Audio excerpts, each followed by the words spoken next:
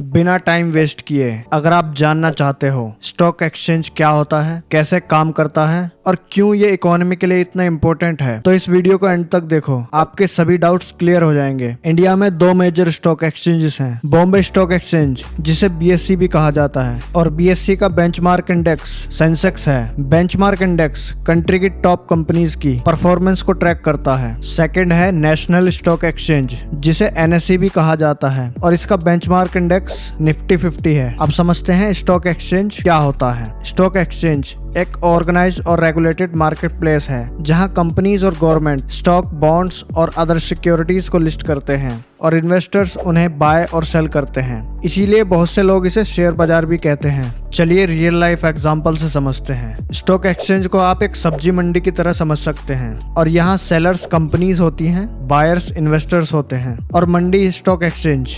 बस डिफरेंस इतना है कि ये बाजार एक डिजिटल और हाईली रेगुलेटेड सिस्टम है। चलिए स्टेप बाय स्टेप समझते हैं स्टॉक एक्सचेंज काम कैसे करता है। Step number 1, listing of companies. अगर कोई कंपनी पब्लिक से पैसा रेस करना चाहती है तो सबसे पहले वो IPO यानी कि इनिशियल पब्लिक ऑफरिंग लॉन्च करती है। IPO के बाद कंपनी के शेयर्स स्टॉक एक्सचेंज पर लिस्ट हो जाते हैं। लेकिन किसी भी कंपनी को स्टॉक एक्सचेंज पर लिस्ट होने के लिए कंपनी के फाइनेंशियल रिकॉर्ड्स चेक किए जाते हैं, प्रॉफिटेबिलिटी चेक की जाती है, कंपनी का साइज और कंप्लायंस वेरीफाई किए जाते हैं और ये सब सेबी के द्वारा किया जाता है ताकि इन्वेस्टर्स सेफ रहें। और हाँ, अगर आप IPO के बारे में जानना चाहते हैं तो हमारी ये वीडियो देख सकते हो। Step number 2, trading mechanism. अगर आप रिलायंस के 10 शेयर्स खरीदना चाहते हो तो आप अपने स्टॉक ब्रोकर ऐप जैसे जीरोधा ग्रो से ऑर्डर प्लेस करते हो। फिर स्टॉक ब्रोकर आपका ऑर्डर स्टॉक एक्सचेंज तक भेजता है। अगर आप जानना चाहते हैं स्टॉक ब्रोकर क्या होता है, कैसे काम करता है, तो आप हमारी ये वीडियो देख सकते हैं।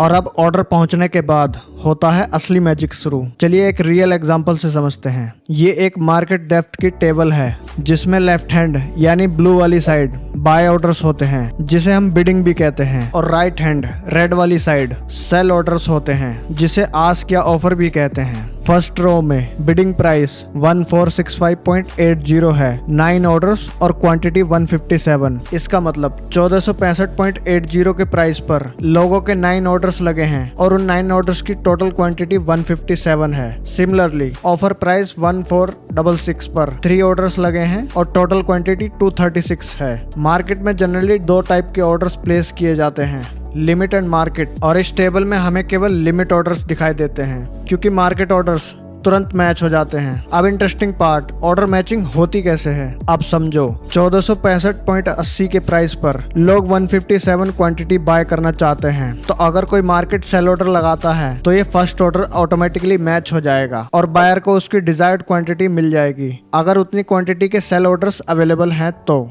और वहीं अगर कोई 1465.80 के प्राइस पर लिमिट सेल ऑर्डर लगाता है और उसकी क्वांटिटी 157 या उससे कम है तो इस केस में भी फर्स्ट ऑर्डर मैच हो जाएगा। और अगर आपकी क्वांटिटी 157 से ज्यादा है तो आपको केवल 157 क्वांटिटी ही मिलेगी, बाकी क्वांटिटी नेक्स्ट ऑर्डर मैच पर मिलेगी। एग्जाम्पल के लिए इस वीडियो को देखो। ऑर्डर्स मैच होने पर ऑर्डर्स और क्वांटिटी चेंज होते रहते हैं और साथ ही नए ऑर्डर्स भी ऐड होते रहते हैं। होपफुली आपको समझ आ गया होगा कि ऑर्डर मैचिंग कैसे होती है। नहीं आया तो वीडियो दोबारा देखो और चैनल को सब्सक्राइब करो और वीडियो को लाइक करो ताकि आगे आने वाली और इंटरेस्टिंग और डिटेल वीडियो आपसे मिस ना हो। और आजकल ये पूरा प्रोसेस मिली सेकेंड्स में होता है, जितना आप सोच सकते हो ना उससे भी तेज। अब आते हैं नेक्स्ट और सबसे इम्पोर्टेंट स्टेप पर। Step number 3, price discovery. Shares का प्राइस कैसे ऊपर नीचे होता है, इसका आंसर है सप्लाई एंड डिमांड की वजह से। अगर ज्यादा लोग खरीदना चाहते हैं तो प्राइस ऊपर जाती है और वहीं अगर ज्यादा लोग बेचना चाहते हैं तो प्राइस नीचे जाती है। और क्योंकि ये एक कंटिन्यूअस प्रोसेस है जिसकी वजह से रियल टाइम में प्राइस चेंज होते रहते हैं मार्केट सेंटिमेंट्स के अकॉर्डिंग।